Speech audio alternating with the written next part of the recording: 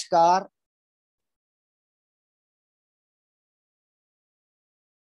भारतीय योग संस्थान दिल्ली महाराष्ट्र प्रांत विदर्भ विभाग योग वार्ता क्रमांक 8 में आप सभी का स्वागत एवं हार्दिक अभिनंदन। सर्वप्रथम हमें दुख के साथ बोलना पड़ रहा है कि हमारे कोल्हापुर के जिला प्रधान श्री अनिल जी शाह की धर्मपत्नी श्री रोहिणी बहन का कल दुखद निधन हो गया। वे काफी अरसे से कैंसर के रोग से पीड़ित थी। इसी वजह से हमारे साथ में काफी अरसे समय से श्री अनिल जी शाह नहीं जुड़ पा रहे थे। तो हम परम पिता परमात्मा से प्रार्थना करेंगे कि श्री रोहिणी बहन को चिरकाल शाश्वत शांति मिले, परिवार पर जो ये दुख की घड़ी आई है उसे सहन करने की शक्ति प्रदान करे। तो सभी 2 मिनट मौन रहकर प्रभु से प्रार्थना करेंगे।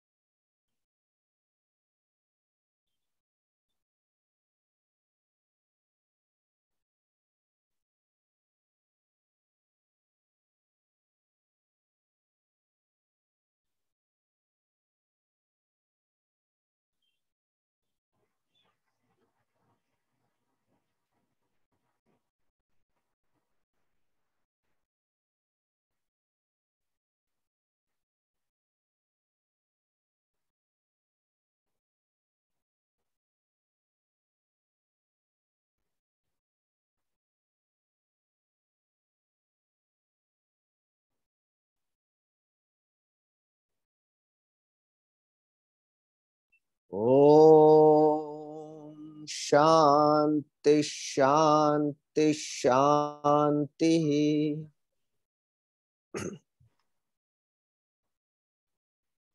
दोनों हथेलियां दोनों घुटनों पर ज्ञान मुद्रा में, कमर गर्दन सीधी, आंखें हमारी कोमलता से बंद। एक लंबी गहरी श्वास लेकर ओम की ध्वनि पश्चात गायत्री मंत्र भावार्थ सहित।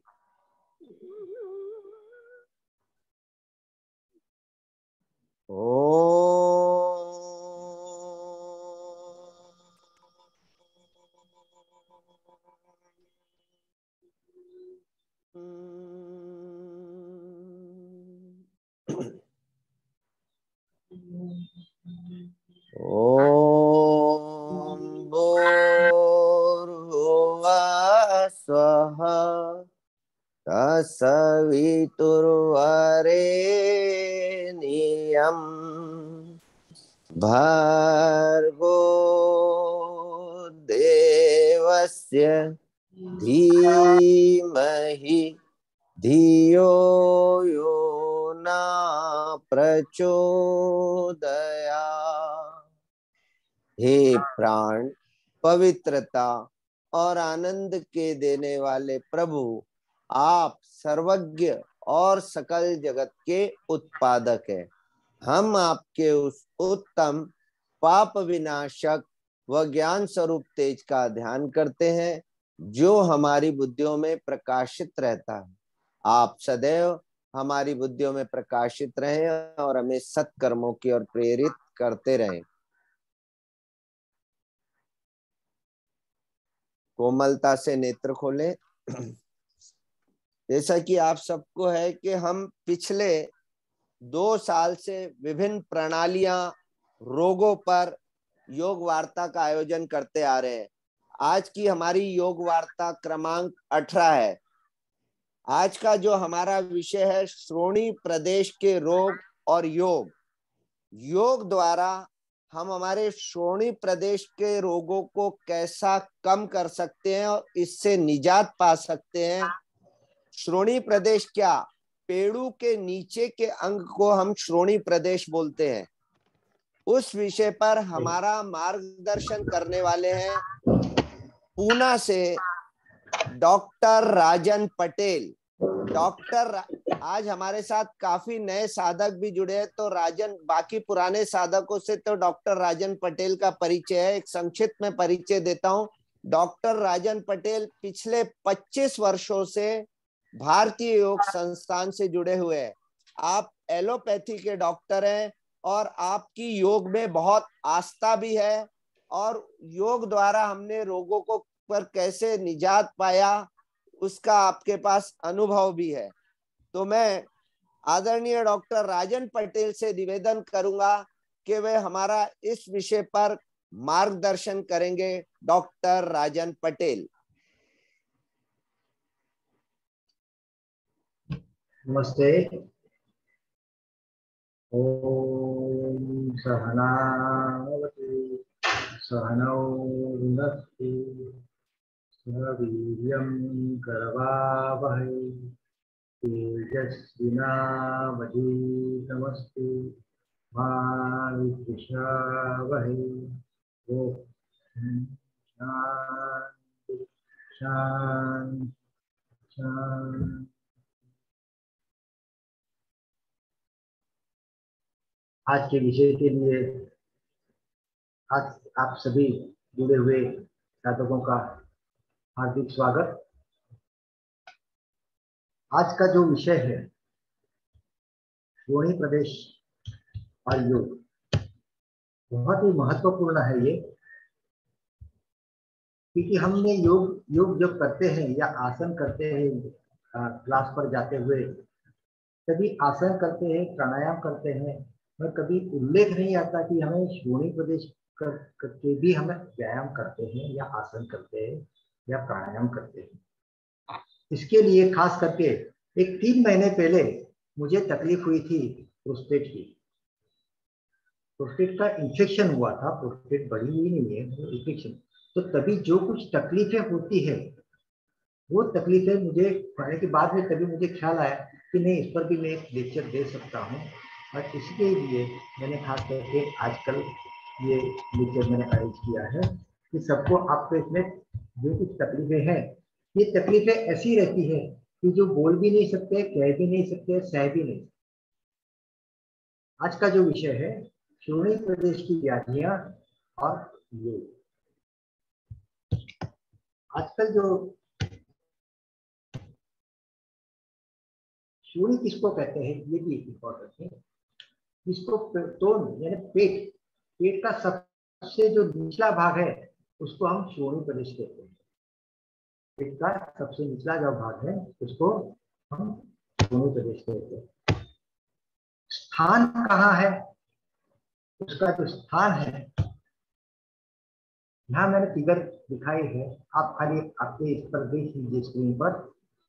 ये जो श्रोणी प्रदेश है ये पेल्विक रीजन है। जब भी हम ये ऊपर से देखते हैं तो ये ऐसा दिखता है, और जब भी मैं ये नीचे से देखता हूँ तो ये ऊपर दिखता है। ऊपर वाली जो फिगर है वो नीचे से जब भी हम देख रहे हैं तभी ख्याल आता है, और जब भी हम ऊपर से देख रहे हैं, माथे की तरफ से नीचे की ओर देख रहे हैं, ये जो मस्कुलेचर है, ये जो मस्कुलेचर है पूरा नीचे की ओर गया हुआ है, अंदर बाहर की ओर निकल रहा है। यहाँ नीचे से जब भी देखते हैं तो ख्याल आता है कि ये बाहर की ओर आ रहा है। तो यहाँ 2 छिद्र है, ये साइटिक नाड़ी के छिद्र है।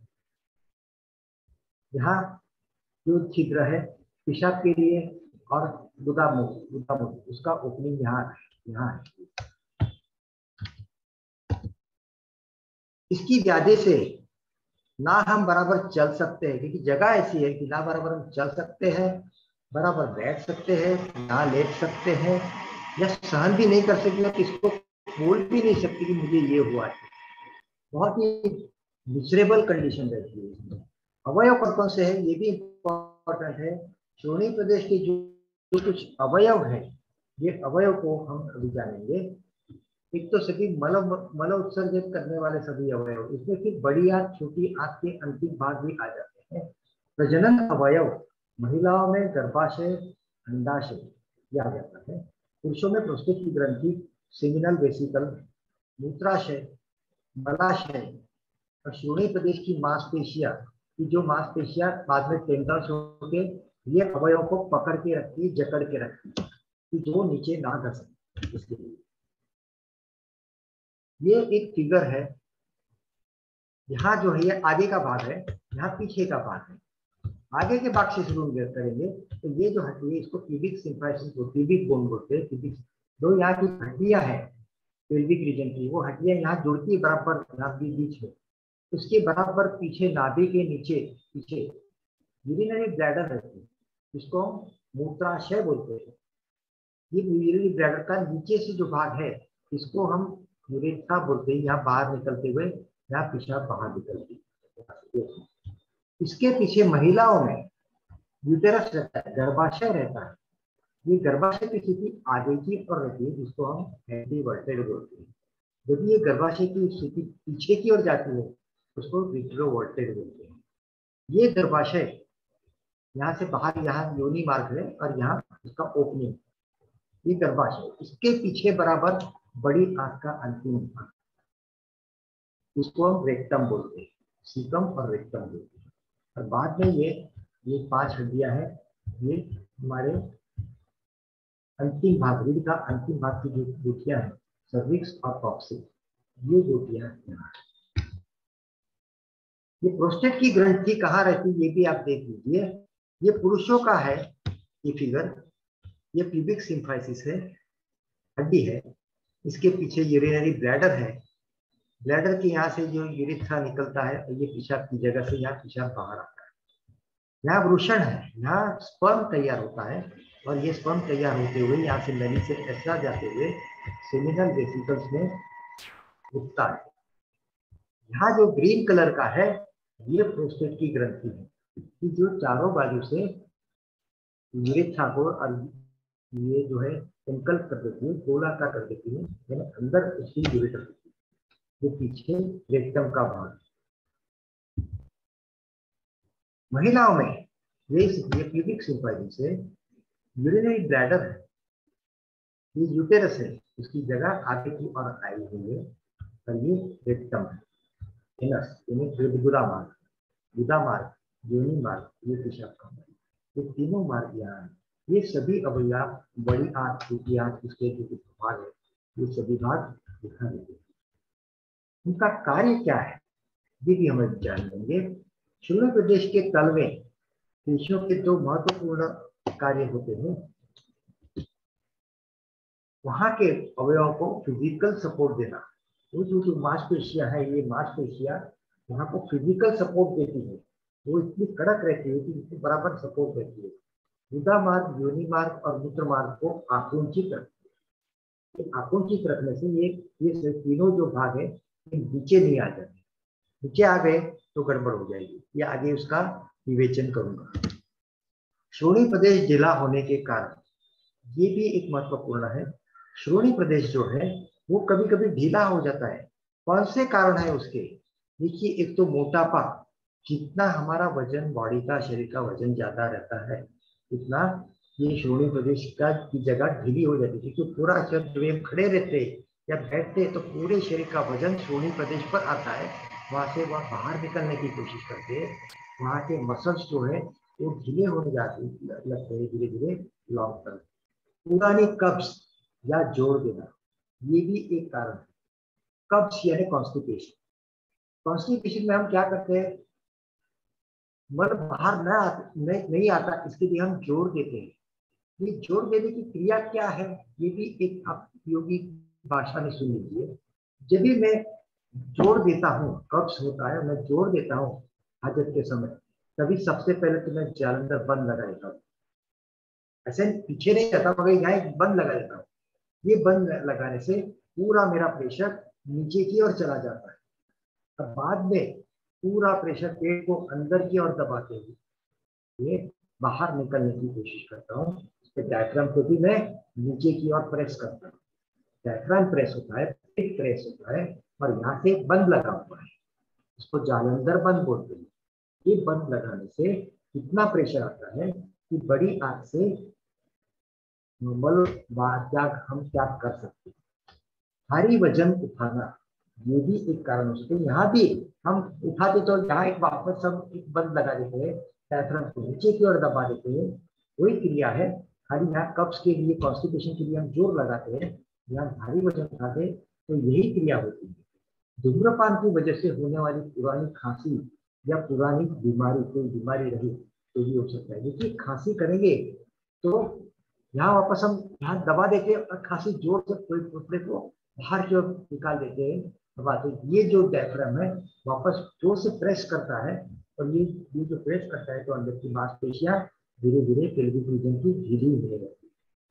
महिलाओं में रजोनिवृत्ति के बाद में और बढ़ती उम्र से पेल्विक फ्लोर की मांसपेशियां ढीली पड़ने लगती है, ये भी एक कारण हो सकता है। लक्षण क्या है ये भी इंपॉर्टेंट है। ये लक्षण क्या है? ये लक्षण के लिए चूड़ी प्रदेश के भाग में खराबी आने से खांसते समय, छींकते समय, हंसते समय या दौड़ते समय पेशाब लीक हो जाती है। आप जब भी, ये खास करके महिलाओं में ज्यादा देखने को मिलता है, क्योंकि यहाँ की जो बाल रहता है वो ढीला हो जाता है और पेशाब लीक हो जाता है। कभी खांसा या छींका या हंसते समय या दौड़ते समय पेशाब लीक हो जाता है। बार बार पेशाब आना, टॉयलेट पर ऐन मौके पर वहां ना पहुंच सकना, ये भी एक कारण हो सकता है। क्योंकि हम टॉयलेट लगी है मगर ऐन मौके पर उधर पहुंच नहीं सकते, अंदर ही हो जाता है। तो ये कारण टिपिकली यदि हमारा शोधि प्रदेश की मांसपेशियां ढीली हो जाती है, वहां के बाल ढीले हो जाते हैं, तो ये सब क्रियाएं होने लगती है। अभी ये जो लीकेज है, खास करके यहाँ दो फिगर दिखाई है मैंने। ये जो फिगर है यहाँ से लीकेज हो रहा है, ये जरा फास्ट हो रहा है, जलन हो रहा है, और यहाँ जो एक एक बूंद हो रहा है, खास करके महिलाओं में ये डिलीवरी के बाद में या महिलाओं में ये क्रिया ज्यादा होती है, पुरुषों में भी हो सकती है। ये जो है एक एक बूंद ऐसा धीरे धीरे बाहर गिरने लगता है और ये बाद में ये प्रॉब्लम आता है। प्रोस्टेट की ग्रंथि क्या है ये भी अभी आप देख लीजिए। प्रोस्टेट की ग्रंथि के लिए ये नॉर्मल जो है, ये प्रोस्टेट की ग्रंथि रेड कलर में है, ये प्रोस्टेट की ग्रंथि है, ये ब्लैडर है, ये ब्लैडर बोलते हैं इसको। यहाँ से ये जो पेशाब है यहाँ से बाहर आता है, तो ये पूरा ये जो है प्रोस्टेट की ग्रंथि है। प्रोस्टेट ग्रंथि के अंदर से ये भाग बाहर निकलते हुए पेशाब की बाहर से बाहर या पेशाब बाहर निकल ये दिख रहा है। जब ये पेशाब, ये सेमिनल वेसिकल है, ये जो है ये सेमिनल वेसिकल, सीमेन यहाँ ठहरता है, वही वीर्य यहाँ ठहरता है। ये वापस प्रोस्टेट की ग्रंथि के अंदर से ये दोनों मिलते हुए पेशाब की जगह से वीर्य भी बाहर आ सकता है या पेशाब भी बाहर आ सकता है। ये प्रोस्टेट की ग्रंथि है। ये प्रोस्टेट की ग्रंथि जब बढ़ती है, यहाँ देखिए प्रोस्टेट की ग्रंथि यहाँ बढ़ी तो यहाँ का ओपनिंग छोटा हो गया, यहाँ का ओपनिंग ये नॉर्मल हो गया। मेरे कर्सर की तरफ देखिए, अभी ये छोटा हो जाने के यूरिन यहाँ के अंदर वापस रिकर्सिव होता है, यहाँ नीचे जो जाना चाहिए वो नहीं जाता और धीरे धीरे ड्रिबल होने लगता है, धीरे धीरे बाहर आता है। ये प्रोस्टेट की ग्रंथि यहाँ से भी दबती है, यहाँ से भी दबती है। यहाँ जो है ये सेमिनल वेसिकल, इसकी भी एक ग्रंथि, ये जो नली है ये नली भी दब सकती है। नॉर्मल प्रोस्टेट क्या है ये भी देख लीजिए। ये नॉर्मल प्रोस्टेट है, पुरुषों में रहती है, ये नॉर्मल प्रोस्टेट की ग्रंथि है, ये ब्लैडर है। यहाँ पेशाब रुकता है, पेशाब जैसे जैसे ज्यादा उसकी क्वांटिटी बढ़ती है तो ये खिंचाव आने से वहाँ के रिसेप्टर रहते हैं वो एक्साइट होते हैं और वो ब्रेन को भेजते हैं क्या कि मुझे आकुंचन करने की आज्ञा। जब भी उस ऊपर से ब्रेन से ऊपर से आज्ञा आती है तभी ये पूरे की पूरी शरीर दबती है, प्रेशर होता है और ये पेशाब प्रोस्टेट की अंदर की जो नली है वहां से ये पेशाब बाहर होता है। जब ये प्रोस्टेट की ग्रंथि बढ़ती है तभी ये ओपनिंग में छोटा हो जाता है। प्रोस्टेट का कैंसर है, ये भी एक कॉमन कॉज है। प्रोस्टेट का कैंसर भी देखिए यहाँ कैसे बढ़ता है, ये नॉर्मल प्रोस्टेट की ग्रंथि है और ये जब ये ओपनिंग छोटा हो गया तो यूरिन यहाँ के अंदर रहता है। यूरिन पास करने में डिफिकल्टी आती है। यूरिन पास करने में जो हम 15 सेकंड में यूरिन पास कर देते हैं उसको 2-2, 3-3 मिनट लगते हैं पेशाब को बाहर आने के लिए, ये उसकी डिफिकल्टी रहती है। और जब ये भी एक आपको सुन लीजिए कि प्रोस्टेट की ग्रंथि को डायग्नोसिस करने के लिए 3 चीजें महत्वपूर्ण है। एक तो उसकी सोनोग्राफी करते हैं, सोनोग्राफी से ख्याल आता है कि मेरी प्रोस्टेट की ग्रंथि कितनी बड़ी हुई है। दूसरा, आपने देखा होगा प्रोस्टेट की सोनोग्राफी करने के बाद में सोनोग्राफी करने के बाद में पेशाब को डॉक्टर बोलते हैं कि आप पेशाब जाके आइए और वापस हम सोनोग्राफी करेंगे। पेशाब आने के बाद में, पेशाब करने के बाद में वापस अंदर थैली में कितना यूरिन शिल्लक है वो भी हम देखते हैं, रेसिडुअल यूरिन होते हैं। और तीसरा पीएसए, प्रोस्टेटिक स्पेसिफिक एंटीजन। आजकल ये एक एंटीजन ये है, टेस्ट है कि ये टेस्ट से हमें ख्याल आता है कि शुरुआती स्थिति में ही कैंसर डिटेक्ट हो जाता है। इसके लिए ये 3 चीजें महत्वपूर्ण रहती है प्रोस्टेट के डायग्नोसिस के लिए: सोनोग्राफी, रेसिडुअल यूरिन में कितना है, और प्रोस्टेटिक स्पेसिफिक एंटीजन। ये एक स्कीमेटिक डायग्राम है। ये जो है मसल्स कैसे कैसे ये मसल्स एक दूसरे को पकड़े हुए, जकड़े हुए, हड्डी के साथ में जुड़े हुए, ये सभी, ये पेल्विक रीजन के सभी मसल्स हैं। ये मसल्स हमें पकड़े करते हैं। ये महिलाओं का, वापस यहाँ ही देख लीजिए, यूरिनरी ब्लैडर है, यहाँ प्रोस्टेट की ग्रंथि नहीं है, इसके लिए समझ लेना कि ये महिला का है। यहाँ पीछे यूटेरस है और ये बड़ी आंत, बड़ी आंत की ये अंतिम स्थिति है, युदामोनी, ये वजाइना है, ओपनिंग है, और ये यूरेथ्रा। पुरुषों में यही स्थिति, यहाँ प्रोस्टेट की ग्रंथि है मगर यहाँ यूटेरस नहीं है, ये जगह खाली है, और यहाँ प्रोस्टेट, यहाँ बड़ी आंत के अंतिम भाग है जिसको हम रेक्टम बोलते हैं।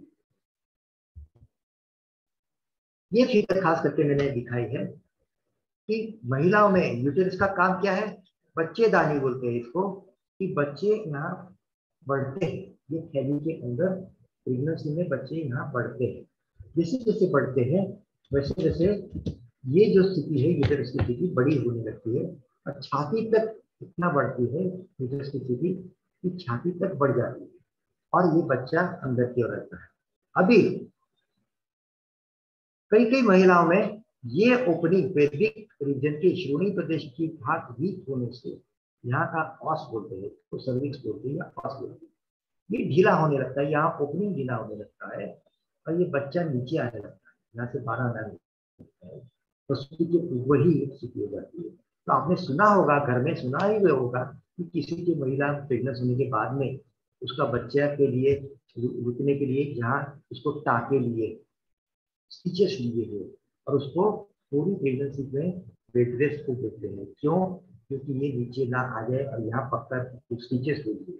ये स्टिचेस कभी खोलते हैं जब डिलीवरी के टाइम होता है, तभी वापस ये स्टिचेस खोल देते हैं, तो ये वापस ये ढीला हुआ वापस और ओपन हो जाता है और बच्चा बाहर आने में मदद। प्रोलैप्स ऑफ अंदर का जो प्रोलैप्स है, प्रोलैप्स यानी अंदर की जो भाग है शरीर के अंदर के बाद श्रोणी प्रदेश के यहाँ से बाहर आते हैं। श्रोणी प्रदेश का कोई अंग शरीर के बाहर आ जाता है। ये कैसे आता है, ये भी 4 फिगर यहाँ दिए है। आप यहाँ धीरे अभी यहाँ देखिए, ये नॉर्मल स्थिति है, यह पेशाब की जगह है, यहाँ यूटेरस है, यहाँ योनि मार्ग है और यहाँ गुदा है। ये तीनों भाग बराबर पक्के हैं नॉर्मल एनाटॉमी में। यहाँ सिस्टोसिल बोला हुआ है, यहाँ सिस्टोसिल यानी यहाँ यूरिनरी ब्लैडर है, उसके मसल ढीले होने से ये नीचे ढक गई है। ये नॉर्मल ब्लैडर है और यहाँ नीचे आ गई है, यहाँ देखिए, यहाँ ओपनिंग के यहाँ बाहर आ गए। यूटेराइन प्रोलैप्स, ये भी गर्भाशय यहाँ नीचे आने लगता है, गर्भाशय यहाँ ऊपर है, यहाँ देखिए कितने ऊपर है, यहाँ स्थिति है, और यहाँ गर्भाशय नीचे आ जाता है। इसको प्रोलैप्स ऑफ यूटेरस बोलते हैं, यूटेरस बोलते हैं। और यहाँ रेक्टम यानी हाथों का जो भाग है अंतिम भाग, वो गुदामुख से बाहर आता है, इसको रेक्टोसिल बोलते हैं। ये सभी स्थितियां यहाँ की स्थिति मजबूत ना होने से हो सकती है, और हमें ये मजबूत कैसे करना है, इस पर योग से मजबूत कैसे करना है, इस पर हम चर्चा करेंगे। इसका एक फिगर यहाँ दिखाई है कि ये नॉर्मल है, नॉर्मल रेक्टम है, बड़ी आंत का अंतिम भाग, यहाँ जो है बड़ी आंत का अंतिम भाग यहाँ नीचे आ गया है, ये गुदामुख से भी बाहर आ गया है, ये गुदामुख है, यहाँ देखिए, ये गुदामुख से भी बाहर आ गया है, इसको प्रोलैप्स ऑफ रेक्टम बोलते हैं। यौगिक उपचार, अभी यहाँ हम शुरू करेंगे यौगिक उपचार कैसे करना है कि जिससे उसके श्रोणी प्रदेश के सभी अवयव पक्के हो, उधर के मस्कुलेचर बराबर हो, कहीं ढिलाई ना हो, इसके लिए आसन कौन से करने हैं, प्राणायाम कौन से करने हैं, मूलबन, अश्विनी मुद्रा, गणेश क्रिया, बस्ती, एक शक्करमय में ये क्रिया आ जाती है, इसके लिए यह बस्ती और आहार, ये भी एक डिपेंड करता है कि हमारे सोनी प्रदेश मजबूत कैसे करें।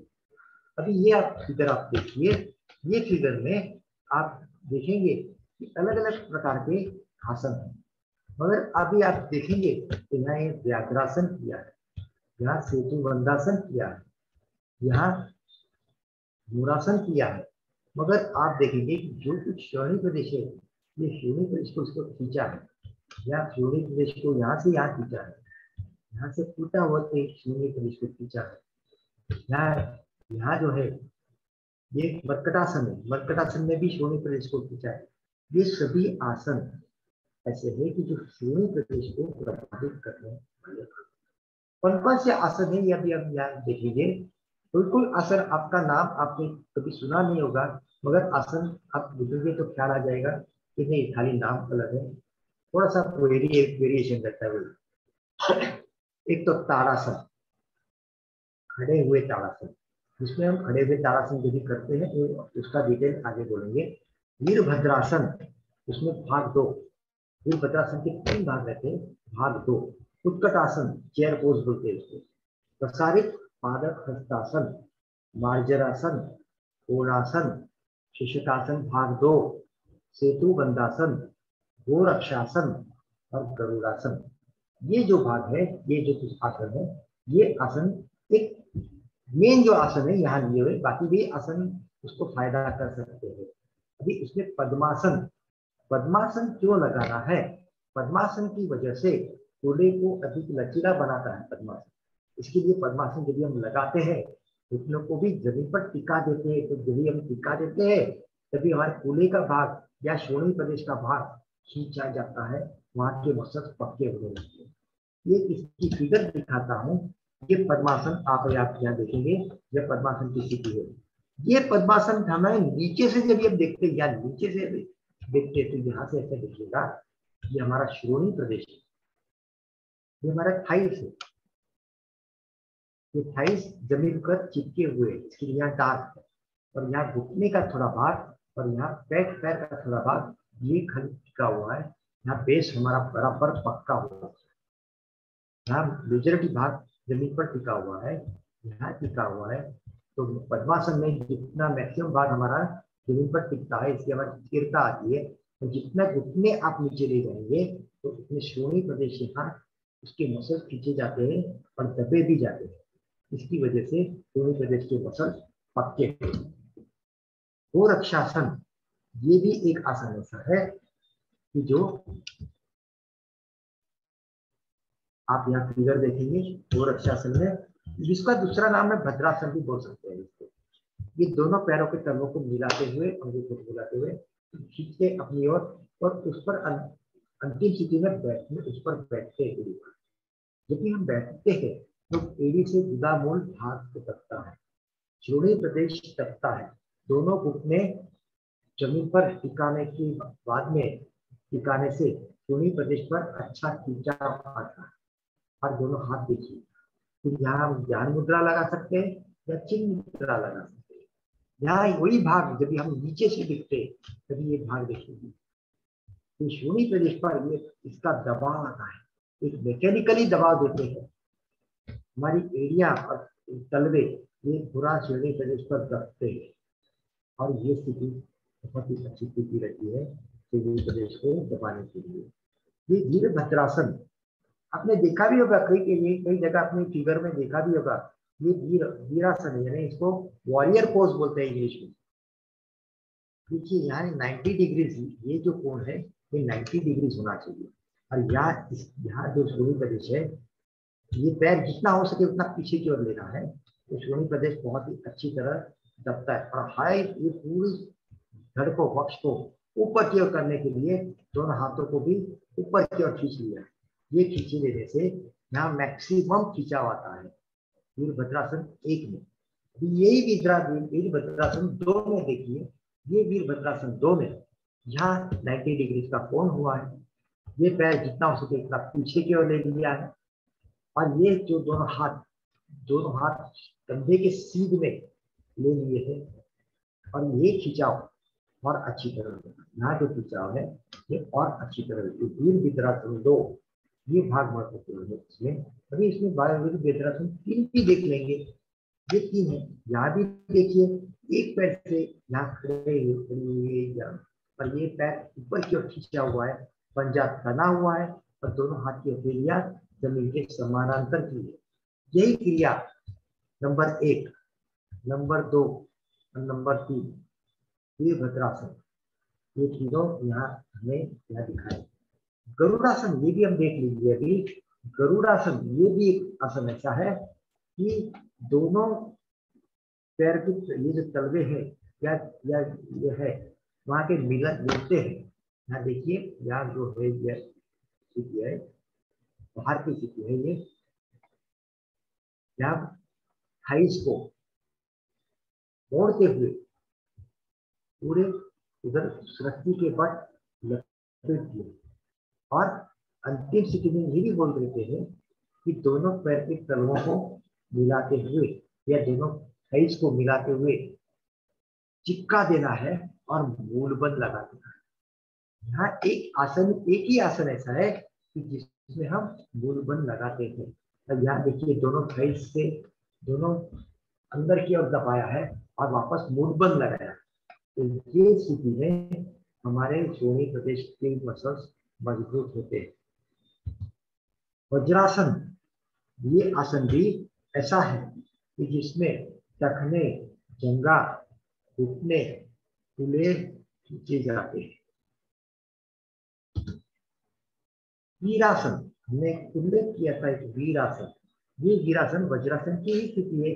वज्रासन में हम क्या करते हैं, दोनों अंगूठे मिलाते हुए एरिया खुली एरिया पर बैठ जाते हैं। इसमें क्या करना है, दोनों पैर खोल पीछे से एरिया खोल देनी है।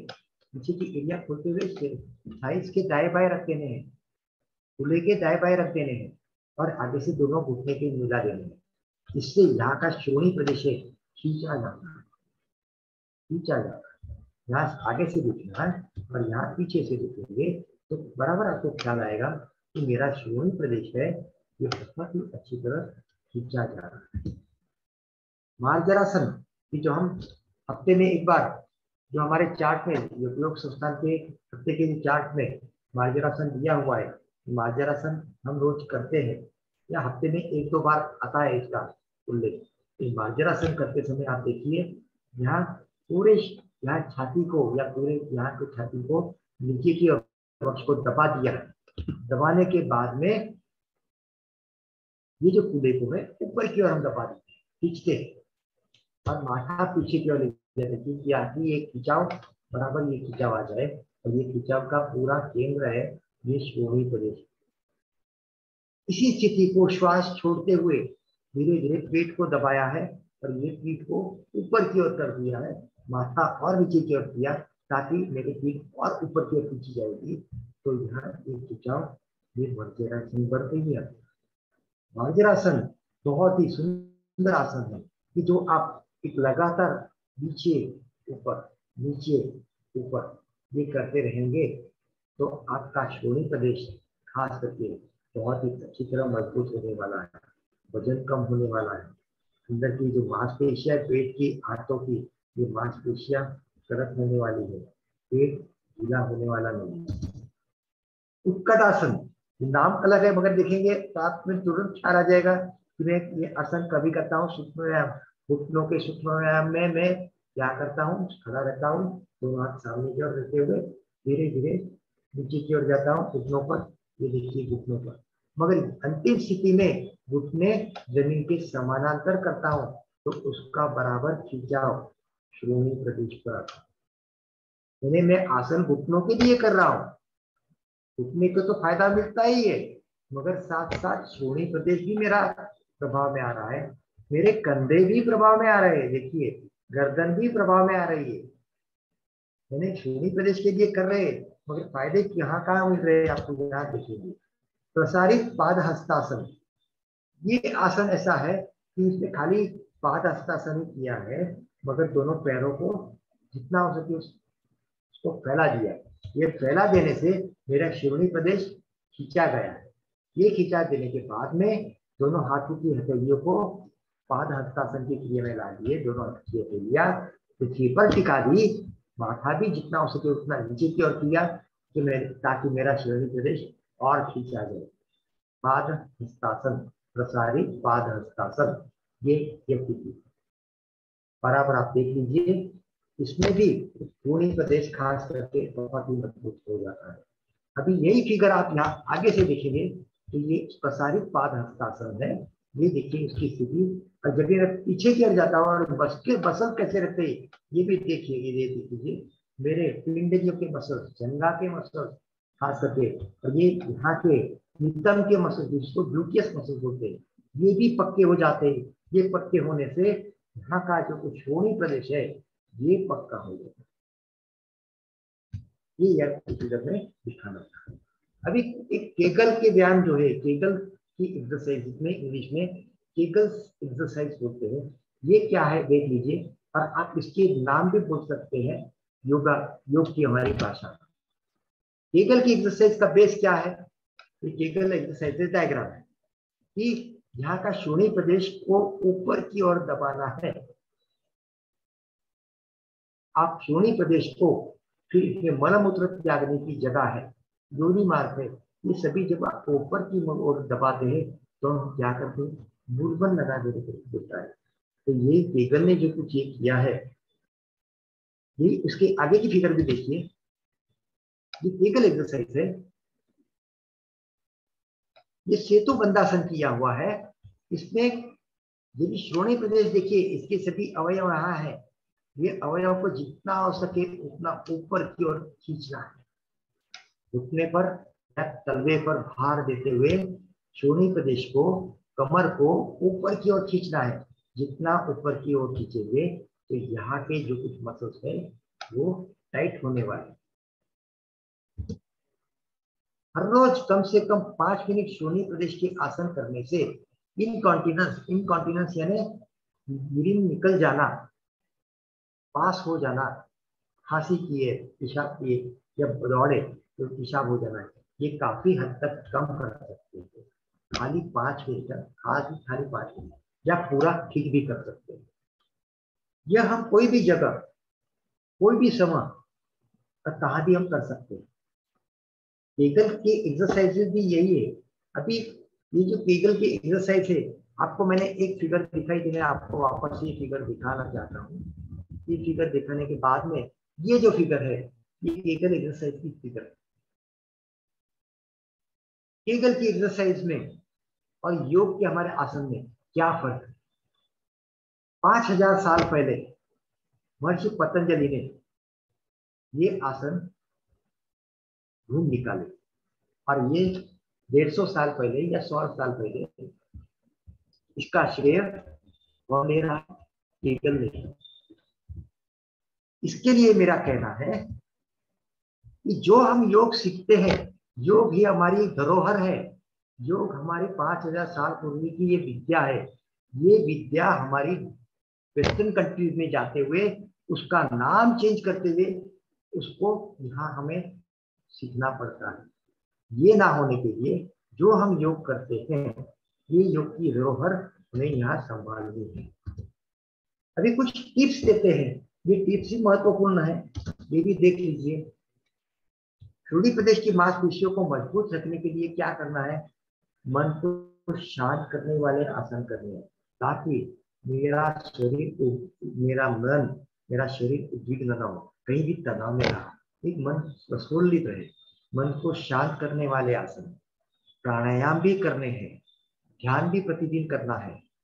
कब्ज ना होने के लिए पानी का सेवन बढ़ाइए, फाइबर वाला भोजन करें, प्रतिदिन योग करें। भी प्राणायाम में गहरा लंबा श्वास, ये भी हम देखेंगे कि जिसमें हम गहरा लंबा श्वास करते हैं, यदि श्वास लेते हैं श्वास छोड़ते हैं, इसका मतलब है कि मेरा डायफ्राम प्रभावित हो रहा है। डायफ्राम छाती के नीचे का भाग है, ये जो भाग है जो 7 चक्रों को प्रभावित करता है, 5 प्राणों को भी प्रभावित करता है। गहरा लंबा श्वास जब भी हम करते हैं तो गहरे लंबे श्वास से हमारा डायफ्राम नीचे की ओर आता है, पेट की मांसपेशियां दबती है, बड़ी आंख छोटी आंख दबती है, और ये डायफ्राम प्रभावित होने से पेट के अंदर की मांसपेशियां प्रभावित होती है और मेरे योनि प्रदेश ये भी धीरे धीरे मजबूत होता है। कपालभाति करने से मूलबंध, हमें कपालभाति में क्या करते हैं, एक तो हम मूलबंध लगाते हैं, मूलबंध बार बार हम ये श्वास को क्रिया को बाहर फेंकने की बारंबार क्रिया करने से मूलाधार, स्वादिष्ठान और मणिपुर चक्र प्रभाव में ये तीनों चक्र ऐसे हैं कि जो श्रोणी प्रदेश के जो कुछ अवयव है उसको सप्लाई करते हैं। और जब भी मैं मूलाधार चक्र प्रभावित करता हूँ, स्वादिष्ठान चक्र प्रभावित करता हूँ, मणिपुर चक्र प्रभावित करता हूँ, तो इनडायरेक्टली मैं मेरे सभी श्रोणी प्रदेश के अवयवों को प्रभावित कर रहा हूँ। अभी इसमें मूलबंध का थोड़ा सा, इसमें मूलबंध तो हमें मालूम है, मगर ये श्रोणी प्रदेश के लिए कैसे ये उपयोगी है इसमें हम थोड़ी सी जानकारी देंगे। मूलबंध का अर्थ क्या है, आधार या जड़। यहाँ बहुत ही महत्वपूर्ण चक्र, कौन सा चक्र है, मूलाधार चक्र। ये जो मूलाधार चक्र है, यहाँ से शरीर की महत्वपूर्ण नाड़ियों की शुरुआत भी होती है और अंत भी होता है। इस मूलबंध को हमें नियमित करने से यौन ग्रंथियां प्रपुष्ट हो जाती। यौन ग्रंथियां हमें मालूम है, यौन ग्रंथियां यौन रोग संबंधी रोगों में लाभ मिलता है। पुरुषों के धातु रोग और स्त्रियों की मासिक धर्म संबंधी रोगों में ये लाभकारी है, इसीलिए मूलबंध लगाना जरूरी है। मूलबंध के नित्य अभ्यास करने से अपान वायु पूर्ण रूप से नियंत्रित हो जाती है, ऊर्जा शरीर के ऊपर की ओर बहने लगती है, योनि प्रदेश के नीचे की मांसपेशियों का ऊपर की ओर आकुंचन होता है। मैं वापस इनडायरेक्टली योनि प्रदेश को, इधर के सभी अवयवों को मैं ऊपर की ओर खींच रहा हूँ मूलबंध के साथ। अभी ये फिगर थोड़ा सा मैं आपको समझा देता हूँ। ये करेक्ट पोजीशन है मूलबंध की और ये इनकरेक्ट पोजीशन है। यहाँ देखेंगे सबसे पहले तो मूलबंध जब भी हम लगाते हैं तो मूलबंध में रेस्पिरेशन हमारा नॉर्मल होता है। इसका मतलब हमारा डायफ्राम नीचे की ओर और ऊपर की ओर चालू रहता है, ये हमारा रेस्पिरेशन चालू रहता है। ये चालू रहने के बाद में हमें नीचे से योनि प्रदेश के सभी अवयवों को ऊपर की ओर खींचते हैं, साथ साथ पेट को अंदर की ओर दबाते हैं, पीठ को भी अंदर की ओर दबाते हैं और यहाँ इसी हम ब्रीथिंग नॉर्मल करते हैं, वापस ये डायफ्राम ऊपर की ओर जाता है। तो ये पूरा खिंचाव योनि प्रदेश का ऊपर की ओर होता है। ये जब भी हम इनकरेक्ट करते हैं या गलत करते हैं, गलत क्या है, योनि प्रदेश को हम ऊपर की ओर लेते हैं मगर श्वास जब भी हम रोकते हैं तो श्वास यहाँ डायफ्राम को जब भी हम रोकते हैं तो ये पूरा के पूरा यहाँ को अंदर की ओर दबाया या पीठ को भी अंदर की ओर दबाया तो यहाँ प्रेशर इतना बढ़ जाता है कि श्रोणी प्रदेश नीचे की ओर जाया जाता है। इसका पर्पस है मूलबंध में श्रोणी प्रदेश को ऊपर की ओर खींचना, मगर जब भी मैं श्वास रोकता हूँ और बाद में ये अंदर की ओर श्वास को खींचता हूँ, पीठ से भी अंदर की ओर खींचता हूँ, तो यहाँ इतना प्रेशर बढ़ता है ये पूरा प्रेशर श्रोणी प्रदेश पर आता है और श्रोणी प्रदेश बाहर आने की कोशिश करता है। इसके लिए मूलबंध हमें बराबर पक्के करने हैं। ये फिगर आपको मन में ध्यान देना है, पक्की करनी है कि मूलबंध लगाते समय आपको श्वास को नॉर्मल रखना। आहार भी एक महत्वपूर्ण चीज है कि कब्ज ना होने के लिए, कब्ज हुई तो हमें मालूम है कि कब्ज होने से पूरे की पूरा श्रोणी प्रदेश ढीला हो जाता है। पानी का सेवन बढ़ाना, जितना पानी का सेवन बढ़ाते हैं तो मल जो हमारा है इजीली पास हो जाता है। फाइबर बढ़ाने वाले हमें भोजन करने चाहिए या फ्रूट लेने चाहिए जिसमें फाइबर ज्यादा रहते हैं। मेरे आहार में भी वो गेहूं रहे चावल रहे उसमें भी फाइबर का बहुत महत्वपूर्ण रोल है। गरिष्ठ भोजन यानी तले भुजे मिर्च मसाले वाले ये भोजन हमें नहीं करने चाहिए। क्यों नहीं करने चाहिए? क्योंकि ये गरिष्ठ भोजन ये सभी हम करते हैं, हमें पाइल्स की तकलीफ है या फिस्टुला की तकलीफ है। मैं ये विषय आगे लेके जा रहा हूँ कि पाइल्स क्या है, फिस्टुला क्या है। तो पाइल्स समझो रहे तो उसमें तो प्रॉब्लम नहीं है, ये पाइल्स बढ़ सकते हैं बाद में। फिस्टुला ओपनिंग रहते, जख्म रहती है, और जख्म पर जब भी मिर्च मसाले वाले लगते हैं तो वहां आपने अनुभव भी किया होगा कि श्रोणि प्रदेश भाग में आपको जलन होती है, इरिटेशन होता है, बर्निंग सेंसेशन होता है। ये ना होने के लिए आपको गरिष्ठ भोजन नहीं करना है। बवासीर, ये पाइल्स, जिसको पाइल्स बोलते हैं, ये पाइल्स भी क्या है, ये बड़ी आंत का छोटा, ये बड़ी आंत का अंतिम भाग, ये गुदामूल, गुदामूल के ये जो अंदर है, ये ब्लड वेसल्स जो हमारी रक्त वाहिनियां ये फूल जाती है, यहाँ से ऊपर से प्रेशर आने से, यहाँ की मांसपेशियां ढीली होने से, यहाँ की ब्लड वेसल की जो आवरण है वो ढीला हो जाता है। तो ये ढीला होने के बाद में पाइल्स की डेवलपमेंट होती है। ये बाद में और प्रेशर इसमें बढ़ा तो क्या होता है, फूट जाती है और बाद में ये ब्लीडिंग होती है। ये इंटरनल पाइल्स। और गुदामुल के बाहर जब ये पाइप ये लटकने लगती है तो ये एक्सटर्नल पाइप बोलते हैं, हेमोरॉइड्स बोलते हैं इसको, ये एक्सटर्नल पाइप। पाइल्स की भी स्थिति रहेगी, first degree, second degree, third degree, fourth degree, ये पाइल्स होती है। इसके फिगर आपको ध्यान रखना है खाली। ये देखिए, यह फिगर यहाँ दिखाता हूँ। ये फर्स्ट, ये जो है अंदर की ओर अंदर ये पाइल्स है, ये जो छोटे हैं फर्स्ट डिग्री पाइल्स है।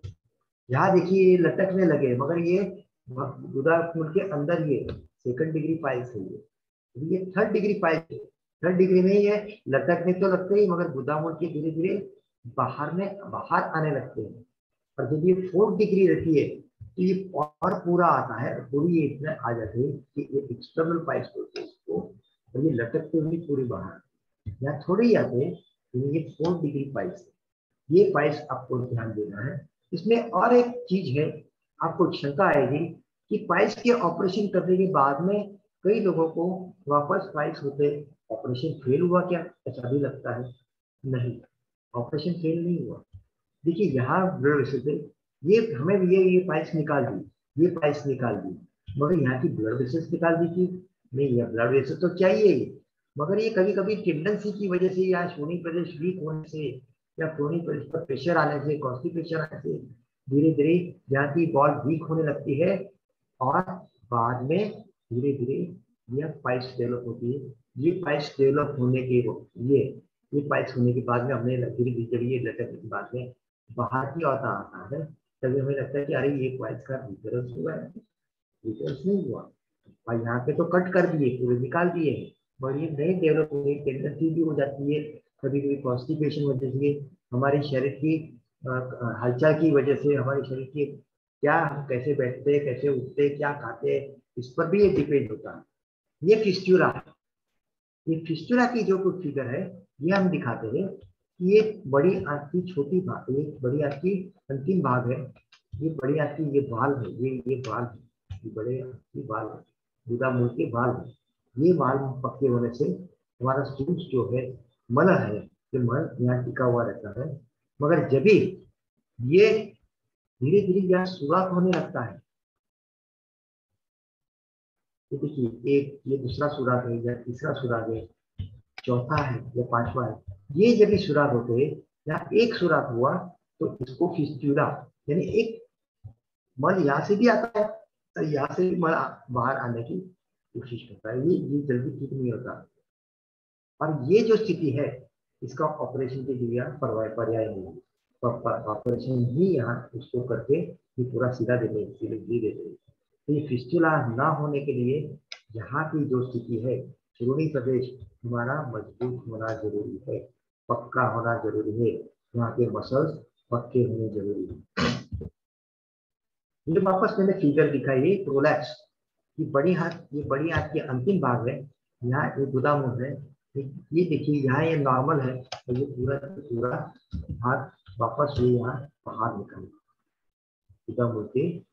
खास करके अपने बच्चों में देखा होगा, जो छोटा बच्चा है और उसको जुलाब हुए, दस्त हुए हैं, और कभी कभी इतने दस्त हो जाते हैं, कभी अपने माँ ने या उसकी दादियों ने नानी ने देखा भी होगा कि बच्चों का कई बार ये बुरा मुल्क का भाग बाहर आ जाता है, यहाँ के मसल्स वीक होने से, ये मसल्स है उसको पकड़ के रखने वाले ये कुछ मसल्स है ये वीक हो जाते हैं और बाद में बुरा मुल्क का पूरा भाग बाहर आ जाता है, जिसको प्रोलैप्स ऑफ यूरेक्टम बोलते हैं। ओवरवेट महिलाएं, यानी इसमें अभी वजन का भाग क्या है, देखिए वजन कितना इंपॉर्टेंट है, इसका रोल ये भी आप देखिए। ओवरवेट महिलाएं जब अपने वजन का सिर्फ और सिर्फ 5% वजन कम करती है, तो श्रोणी प्रदेश की जो कुछ ये प्रॉब्लम्स है इससे हम बच सकते हैं। या इनकॉन्फिडेंस यानी पेशाब का बाहर आ जाना या प्रोलैप्स आ जाना, ये भी कम हो सकता है खाली 5% वजन कम करने। क्योंकि जब भी हम खड़े रहते हैं 100 किलो का वजन देके हम जब खड़े रहते हैं तो उसका पूरे के पूरे वजन का भार पूरे श्रोणी प्रदेश पर आता है, खड़े रहते हैं और वहां पूरा खिंचाव नीचे की ओर रहता है ग्रेविटी की वजह से। तो ये खिंचाव नीचे की ओर आने से ये श्रोणी प्रदेश वीक हो जाता है, वहां के वाल्व वीक हो जाते हैं। ये वाल्व वीक हो जाने के बाद में ये खांसी की है, दौड़े या हंसे तो पेशाब बाहर निकल जाती है। तो पेल्विक रीजन हमारी पक्की होनी इसके लिए जरूरी है, वजन भी हमारा कम करना जरूरी है। लीकेज के लिए सहायक आसन कौन से, ये भी देखिए, इसका मतलब यही रामबाण उपाय ऐसा नहीं है, बाकी के भी लीकेज के लिए आसन है, हमने जो बोले वो आसन है, मगर इसमें ताड़ासन, ताड़ासन के लिए आप बोलेंगे खड़े हुए हम तो है, खड़े हुए और खाली हाथ को ऊपर किया, इसमें श्रोणी प्रदेश का क्या हुआ। सबसे पहले तो यदि हम खड़े हुए ताड़ासन करते हैं, दोनों हाथों को ऊपर की ओर लेते हुए, एड़ियों को ऊपर की ओर लेते हुए जब हम खींचते हैं तो नीचे का भाग तो फिक्स है, पूरे शरीर को हम ऊपर की ओर खींच रहे हैं, साथ साथ श्रोणी प्रदेश को भी हम खींच रहे हैं, और खिंचाव आने के लिए दोनों हाथ की हथेलियों को ऊपर की ओर खींचा है, श्रोणी प्रदेश के मसल्स ऊपर की ओर खींच रहे हैं। ये इसके लिए ताड़ासन जरूरी है। वीरभद्रासन या फिगर दिखाई थी हमने कि दोनों पैरों में जितना हो सके उतना फासला करके एक घुटने को 90 डिग्री में ले लेना है, खिंचाव देना है, दूसरा पैर पीछे की ओर खिंचाव देना है और दोनों हाथ की हथेलियों को साइड में करते हुए देखना है, और जितना हो सके उतना नीचे जाएंगे श्रोणी प्रदेश और खींचा जाएगा। उत्कटासन, घुटने के मसल्स को हमें पक्का करने, साथ साथ अपने आप ही श्रोणी प्रदेश के मसल्स भी पक्के होने वाले हैं। प्रसारित पाद हस्तासन, दोनों पैरों को फैलाते हुए दोनों हाथों की हथेली को ऊपर से लेते हुए दोनों हथेलियों को उच्च पर टिका दे रहे हैं। देखिए आप पीछे के कूल्हे के मसल्स आपके बहुत ही खिंचाव आएगा, और वहां के खास करके एकदम का भाग है, हाथों का बड़ी हाथ का अंतिम भाग, वो बहुत ही अच्छी तरह खींचा हो जाता है। ये फिगर भी हमने दिखाई दी है।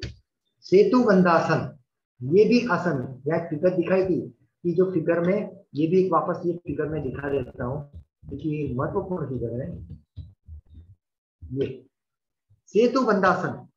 ये सभी अवयव यहाँ है, यदि ये नीचे की ओर है, यहाँ नीचे की ओर हमें पूरा नीचे की ओर श्रोणी प्रदेश कभी कुछ नहीं है, मगर जब जभी थाइस पर, घुटने पर और ये हमारी एडी पर भार लेते हुए हमारे धीरे धीरे श्रोणी प्रदेश को, कमर को ऊपर की ओर उठाते हैं तो बहुत ही खिंचाव आता है, क्योंकि पेट अंदर की ओर चला गया है, पीठ अंदर की ओर चली गई है, तो ये पूरे के पूरा प्रेशर यहाँ आता है, छाती पर भी आता है। ये प्रेशर खास करके महत्वपूर्ण है, यानी इसकी वजह से ये सेतु बंधासन ये आपको खास करके मसल से ये पक्के करने के लिए बहुत ही अच्छे है।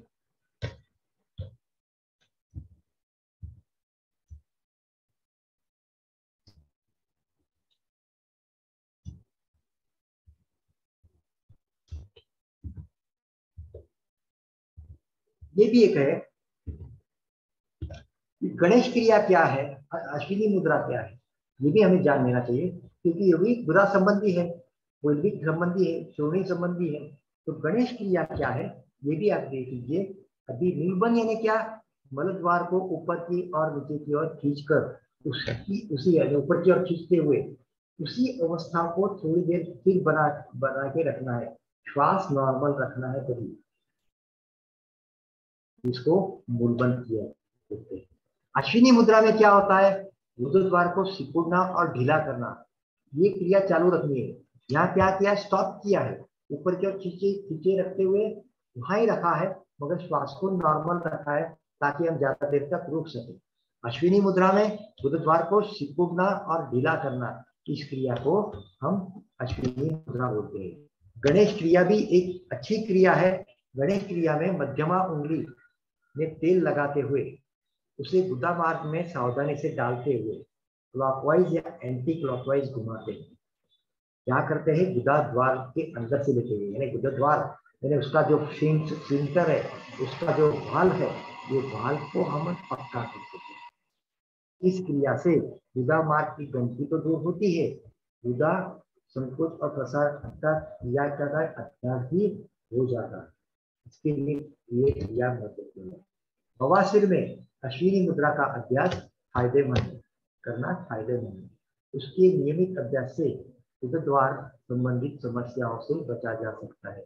इसीलिए इसका रोजाना अभ्यास यानी अश्विनी मुद्रा फॉर फाइल्स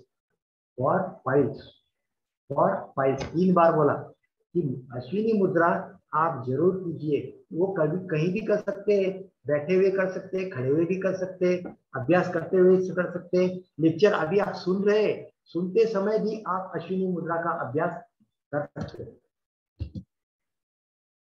अश्विनी मुद्रा का ये फिगर देखिए, गुदा मूल को ऊपर की ओर खींचा, इसको हम गुदा मूल बोलते हैं। गणेश क्रिया हाथियों प्रिय क्रिया है, जिसमें गुदा के अंदर का मल और गंदगी को बाहर निकाला जाता है। इससे गुदा मार्ग की गंदगी साफ हो जाती है।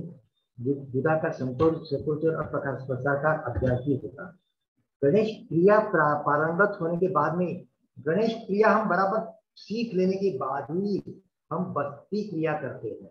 बस्ती क्रिया षटकर्म का ही एक भाग है। षटकर्म हमें मालूम है, षटकर्म में बस्ती भी एक भाग है। तो बस्ती क्रिया नीचे की व्याधियों के लिए एक घरेलू उपचार है। कौन कौन से, फाइमोसिस, या आपको थोड़ा सा इसमें दिखाऊंगा यानी क्या है ये फाइमोसिस, यानी बच्चों में खास करके ये रहता है कि बच्चों की पेशाब की जगह है, बच्चों में नहीं, बच्चों में पेशाब की जगह है, उसकी स्किन इतनी आगे टाइट हो जाती है कि पीछे ही नहीं आ सकती, और वहां के बाद में सूजन आ जाती है। अब पेशाब करते समय बच्चे रोते हैं, स्किन पीछे आनी चाहिए, वो नहीं आती, इसको फाइमोसिस बोलते हैं।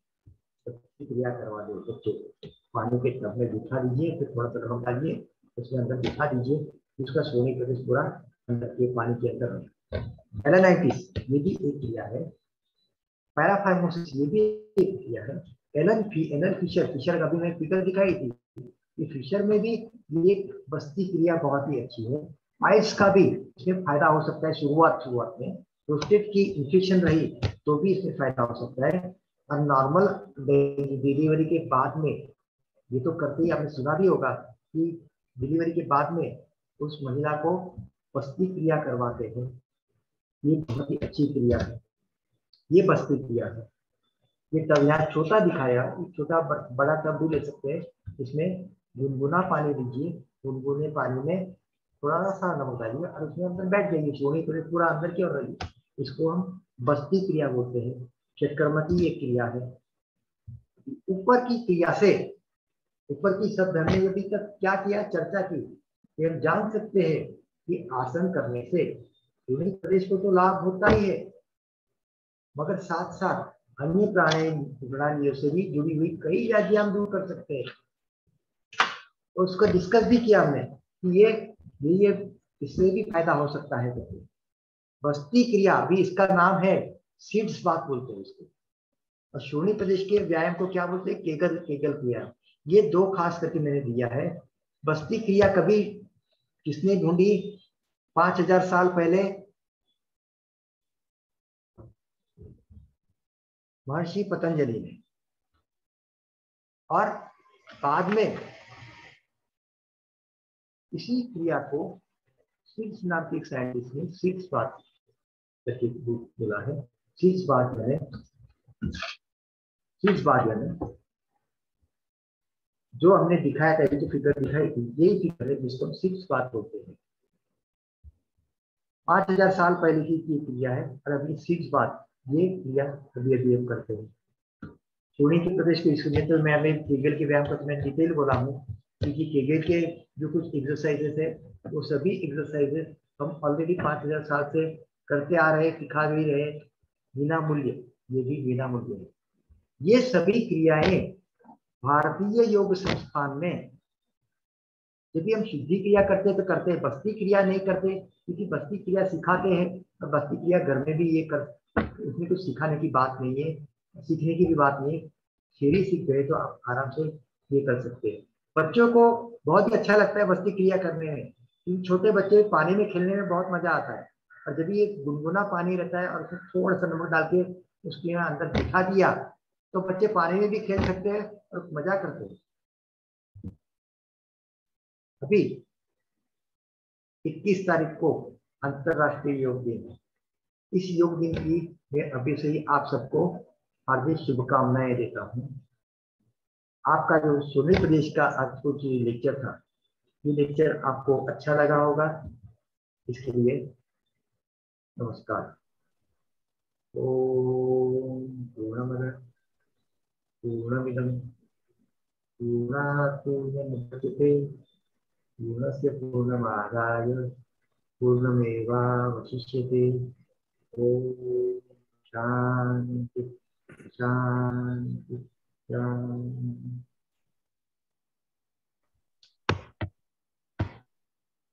बहुत बहुत धन्यवाद डॉक्टर साहब। आपने श्रोणी प्रदेश के बारे में विस्तार पूर्वक समझाकर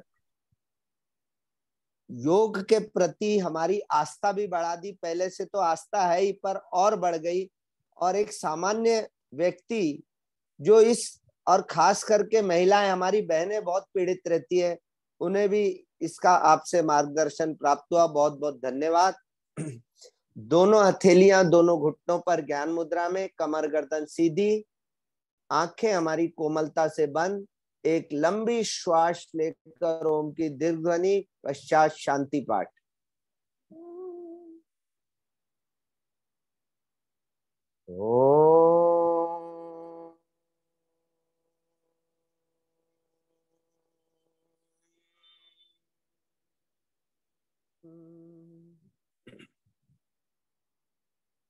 ओम जो शांति अंतरिक्षं शांति पृथ्वी शांतिरापः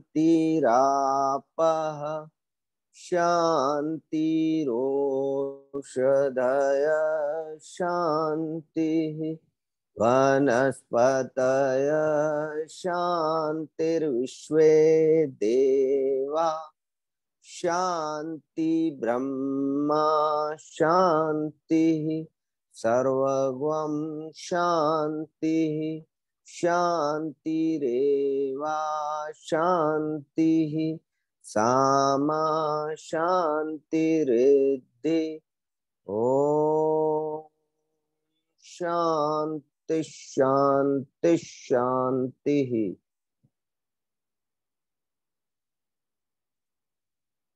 दोनों हथेलियों का घर्षण कर ऊर्जा का निर्माण, उस ऊर्जा को अपने मुखमंडल, सिर तथा पूरे शरीर पर प्रवाहित करें।